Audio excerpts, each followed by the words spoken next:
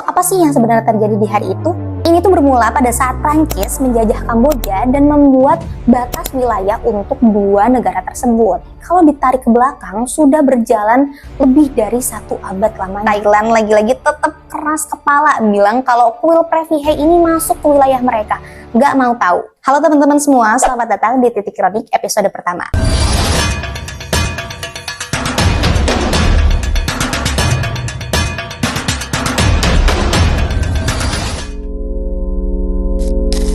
Kali ini gue bakal bahas lebih detail mengenai konflik Thailand-Kamboja yang menarik publik. Khususnya apa yang udah terjadi di tanggal 24 Juli kemarin. Di sini gue bakal menggunakan bahasa yang lebih sederhana sehingga teman-teman dapat mudah mengerti. So, apa sih yang sebenarnya terjadi di hari itu? Yuk kita bahas satu persatu. Semua dimulai pada Kamis pagi 24 Juli 2025. Tiba-tiba aja Kamboja meluncurkan serangan. Mereka melemparkan roket dan artileri ke wilayah Thailand. Usut punya usut, insiden tersebut itu dipicu oleh tentara Kamboja yang tewas akibat serangan dari Thailand pada bulan Mei lalu. Melihat wilayahnya diserang, militer Thailand ini nggak tinggal diam. Mereka langsung gerak cepat mengerahkan 6 unit jet tempur F-16. Tujuannya apa? Pastinya untuk menjadi balasan terhadap target militer Kamboja. Karena serangan artileri dari pihak Kamboja di pagi itu menimbulkan dampak yang sangat fatal di wilayah Thailand. Salah satunya tembakan artileri mereka menghantam rumah warga. Akibatnya ada 1 warga sipil Thailand yang meninggal dunia. Selain itu, 3 orang lainnya juga mengalami luka-luka dan lebih miris lagi, salah satunya adalah seorang anak kecil yang berusia 8 tahun. Memasuki malam hari ternyata di Thailand itu situasinya masih sangat mencekam. Laporan-laporan terus masuk dan menunjukkan bahwa korban jiwa terus bertambah. Thailand melaporkan bahwa ada 14 orang tewas akibat serangan dari Kamboja. Angka ini terdiri dari 13 warga sipil dan 1 prajurit. Jadi guys, konflik antara Thailand dan Kamboja ini kalau ditarik ke belakang sudah berjalan lebih dari 1 abad lamanya. Wah, gila banget kan?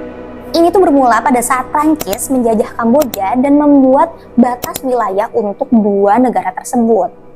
Dari situ mulai deh banyak bibit masalah muncul. Pada tahun 1904 dan 1907, Prancis dan Kerajaan Siam alias Thailand melakukan perjanjian yang dikenal dengan Franco-Siamese Treaty. Sebelum perjanjian itu disetujui, Prancis sempat melakukan survei terhadap daerah perbatasan, termasuk di lokasi Privy He, di sekitar pegunungan Deng Rek. Intinya perjanjian itu tuh menyepakati bahwa perbatasan antara Thailand dan Kamboja itu ada di pegunungan Deng Rek. Isi dari pasal 1 di perjanjian ini kalian harus lihat. Intinya perjanjian Franco-Siam ini menetapkan bahwa karakter umum dari perbatasan di sepanjang bagian timur pegunungan Deng Rek, di mana Privy He berada adalah mengikuti garis batas air sungai. Dan memang sebelum perjanjian tersebut disetujui, kuil Privy He ini berada di wilayah Thailand. Tapi karena adanya perubahan batas wilayah itu harus mengikuti garis sungai, maka wilayah Privy He atau kuil Privy He ini masuk ke wilayah Kamboja. Dan kebijakan itu tuh berlaku dimulai tahun 1904 dalam peta yang dibuat oleh Franco-Siam barusan itu.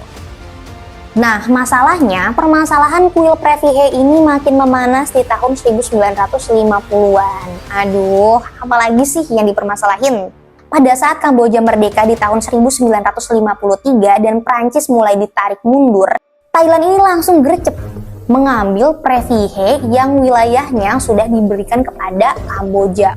Lah, Kamboja nggak terima dong, kayak itu kan wilayah udah punya gua, ngapa lu ambil? Di tahun 1959, akhirnya Kamboja melaporkan Thailand ke Mahkamah Internasional. Sidangnya itu baru digelar di tahun 1962 dan Thailand lagi-lagi tetap keras kepala bilang kalau kuil Privy He ini masuk ke wilayah mereka. Nggak mau tahu. Katanya sih alasannya peta yang dipakai oleh Prancis itu adalah peta yang nggak disetujui sama mereka. Endingnya alasan Thailand nggak diterima. Akhirnya Mahkamah Internasional meresmikan kuil Privy He ini milik Kamboja. Tapi ada lagi nih masalah selanjutnya. Ada wilayah di sekitar Privy He yang luasnya 4,6 km persegi nggak ditetapkan kepemilikannya. Nah, ini jadi sumber masalah yang terus bikin panas sampai sekarang. Sebenarnya bukan cuma soal kuil Previhe aja sih, banyak lagi problem-problem yang membuat kerenggangan mereka tuh makin renggang. Runtutannya tuh kayak gini, di tahun 1958 dan 1961, seperti tadi yang udah disebutin, Kamboja tuh sampai mutusin hubungan diplomatik dengan Thailand karena sengketa kuil Previhe ini. Di tahun 2003, ini juga heboh banget karena ada kerusuhan dan serangan kedutaan besar Thailand di Phnom Penh. Saking parahnya, Thailand tuh sampai ngeluarin operasi militer buat evakuasi warga dan diplomatnya. Di tahun 2008 dan 2011, ini tahun-tahun bentroknya militer. Di tahun 2009 ada lagi drama politiknya, yaitu Thailand menurunkan status hubungan diplomatik karena Kamboja malah mendukung mantan Perdana Menteri Thailand. Singkatnya nih ya, dari semua konflik-konflik antara Thailand dan Kamboja udah sering banget nih endingnya memutuskan hubungan diplomatik antara dua negara tersebut. Sebenarnya semua ini berputar di sentimen nasionalisme mereka yang sangat kuat banget sih.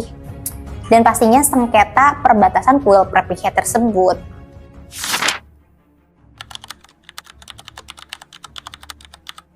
Oke, sekarang waktunya kita bahas apa sih kuil Previhe. Soalnya dari tadi ngebahas konflik antar negara ini karena kuil Previhe.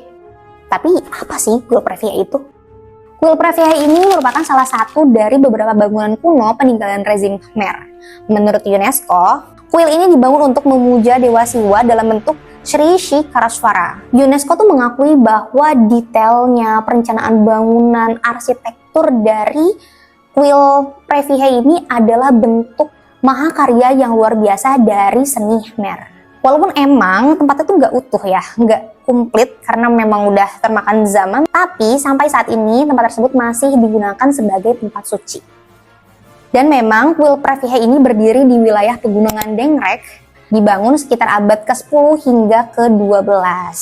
Saat itu memang belum ada batas wilayah tuh antara Thailand dan Kamboja, ya negaranya juga belum ada ya abad ke-10 dan 11. Di samping itu memang lokasinya tuh unik, strategis, tapi terpencil juga. Dan paling penting, lokasi kuil Previhe ini masih terjaga dengan baik sampai saat ini. Dilansir dari UNESCO, kuil Previhe dihubungkan oleh sistem trotoar dan tangga pada sumbu sepanjang 800 meter. Nah, bangunan monumen dibangun dalam 4 kelompok. Kuil terdiri dari beberapa bagian, yakni pusat tempat suci, mandapa, galeri, bangunan timur, gapura, bangunan barat, aula, dan beberapa blok atau pasir. Dan uniknya, setiap bentuk dari tempat tersebut memiliki simbol-simbol tertentu. Yang masih jadi pertanyaan banyak orang itu, kenapa ketegangan ini tuh masih terus berlarut-larut? Padahal nih ya, Perdana Menteri sementara Thailand, Phumtham Wechayachai sebenarnya udah menyerukan penyelesaian damai berdasarkan hukum internasional. Tapi di sisi lain, Perdana Menteri Kamboja, Hun Manet, dengan tegas bilang kalau negaranya itu harus menanggapi agresi bersenjata dengan kekuatan bersenjata juga. Wah, ini beda pandangan nih ceritanya.